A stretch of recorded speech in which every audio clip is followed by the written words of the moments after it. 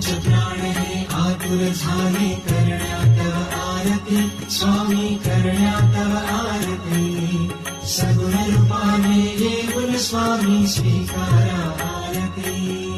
हरिहर संगे ब्रह्मदेव ही खेळे तव भाळी स्वामी खेळे तव भाळी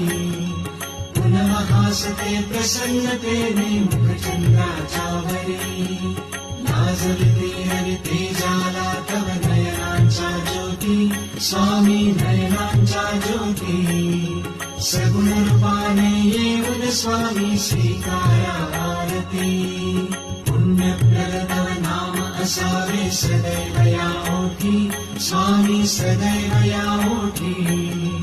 श्वासा संगे स्पंदन भावे